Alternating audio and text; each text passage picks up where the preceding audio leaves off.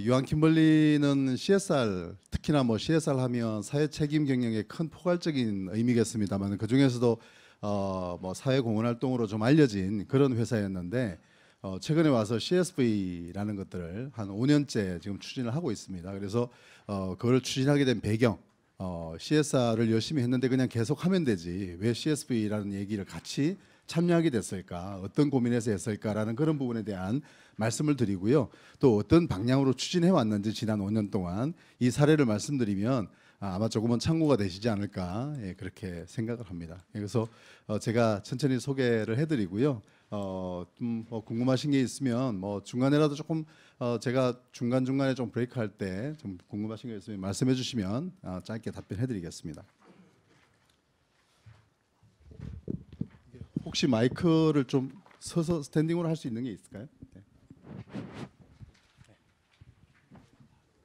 예, 고맙습니다. 이게 좀 더 자연스러운 것 같아서요.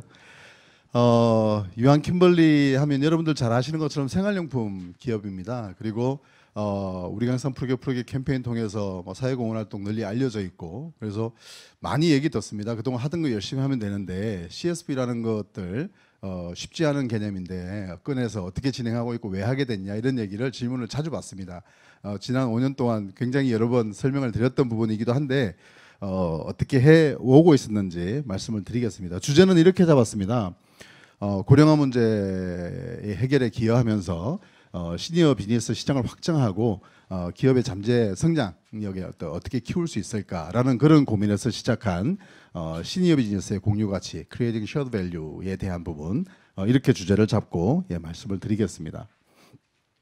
잘 아시는 것처럼 유한 킴벌리는 이렇게 생활용품 다양한 제품들을 생산하는데 그 중에 시니어 용품이 있습니다. 아기부터 시니어를 위한 제품들이 있는데 시니어 용품은 저희 회사에서 차지하는 비중이 굉장히 작습니다. 지금은 저희가 아마 비중이 전체 사업에서 한 4% 정도 되는 굉장히 마이너한 제품인데 잘 아시는 것처럼 출산율은 줄고 아기는 줄고 있고요. 시니어는 굉장히 늘고 있습니다.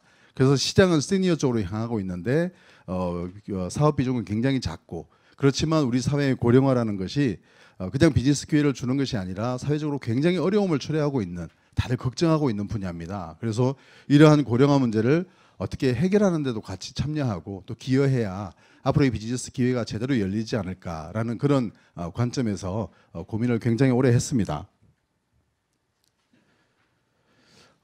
저희가 이제 그 새로운 비전을 세우거나 회사의 전략을 하면서도 이러한 CSV에 대한 고민이 있었는데요.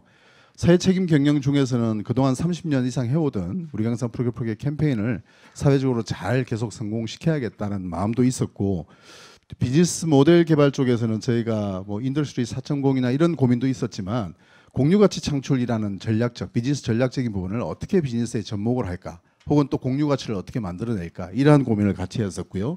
그리고 그 사회 문화적인 어떤 변화에 있어서 우리가 어떤 역할을 할까 이런 고민들을 하고 있는 중에 저희가 공유가치 창출이라는 그런 고민을 하게 됐습니다.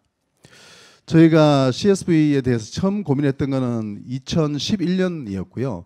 1년 동안 회사에서 스터디를 했습니다. TFT를 전사적으로 조직을 해서 공유가치 창출을 어떻게 해석하고 유한 킴벌리의 공유가치 창출은 어떻게 준비를 하고 또 추진해 가야 되는가 하는 거를 저희가 이제 그 기존에 있는 사회공헌하고는 좀 다르게 CSR하고는 다르게 비즈니스와의 공유 가치이기 때문에 비즈니스 파트를 참여시키고 또 세일즈 파트를 참여시키고 또 지속가능 파트에서도 고민을 하고 하는 이러한 전체 전반적인 차원에서 1년 동안 회사에서 TFT를 하고 어떻게 추진해 가야 되는지에 대한 플랜을 저희가 준비를 했었습니다. 그 과정에 잘 아시는 것처럼 저희가 지난 34년 동안 우리 강산 프로게 캠페인을 하면서 5천만 그루의 나무도 심고 또 뭐 학교 숲도 하고 뭐 국경요지의 숲도 가꾸고 하는 활동을 해왔는데 그 오랫동안 활동을 하고 앞으로 30년도 준비를 하긴 했는데요. 이것 가지고 충족할 수 있나 이런 고민도 있었고 저희가 매년 조사하는 존경받는 기업이라는 조사를 하는데 저희가 늘 이렇게 정말 그 감사하게도 선정이 돼 왔습니다. 근데 다만 이렇게 점수대를 보면 계속 이렇게 하향 곡선을 그리는 점수대를 보실 수 있을 겁니다. 그래서 회사가 이러한 부분들을 유지하는 거가 참 쉽지가 않구나. 그리고 뭔가 더 추가적인 노력이 필요하지 않을까 이런 고민을 했었고요. 잘 아시는 것처럼 우리나라에서는 CSR, 뭐 물론 CSR이 환경 경영이라든가 뭐 준법이라든가 이런 것도 포괄되는 거지만 그 외에 사회공헌이라는 것도 기업의 경영 전략에서 당연히 필요한 것, 또 수행해야 되는 것으로 그렇게 사회적으로 받아들여지고 있습니다. 조금 전에 우리 기조연설에서도 교수님께서 그 말씀을 해주셨는데 한국 사회는 조금 다른 그런 기조나 어떤 인식 같은 부분들이 있습니다. 당연함. 근데 이러한 그 CSR이나 사회공헌을 지속적으로 확장하는 데는 기업의 한계가 있습니다. 끝없이 규모가 는다고 끝없이 CSR을 늘리거나 또 했던 활동들을 끝없이 늘려가는 데는 굉장히 한계가 있고 그런 측면에서 2011년에 국내 CSV라는 것들이 소개됐을 때 굉장히 각 기업의 아마 경영진들께서 환호를 했던 기억이 납니다. 그때 제가